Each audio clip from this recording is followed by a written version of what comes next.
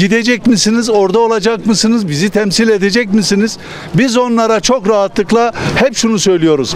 Medya da orada olacak. Biz de orada olacağız. Biz bu ülkenin vicdanıyız. Leyla'nın katilleri ortaya çıkıncaya kadar, Leyla'nın katilleri tutuklanıncaya kadar, bakın katilleri diyoruz, tutuklanıncaya kadar bize rahat yok, bu ülkeye de uyku yok.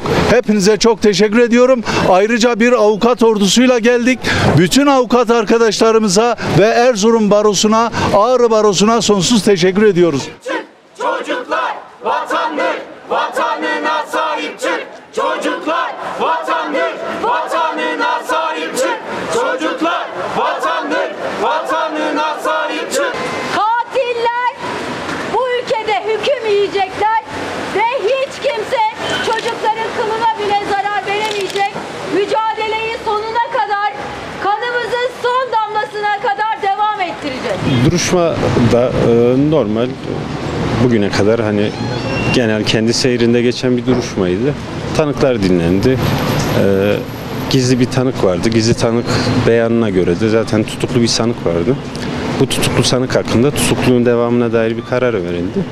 Diğer sanıklar hakkında da kısmen adli kontrolle, işte zaten daha önceden serbest bırakılmıştı bu tanıklar.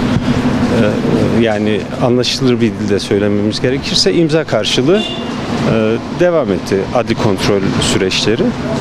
Duruşma bu haliyle devam etti. Tutanak tanıkları dediğimiz tanıklar var. Daha önceden Leyla'yı aramak için köye gidip de arama yapan şahısların köyde milletten duydukları ya da olay esnasında şahit olduklarına dair bilgileri olanlar var.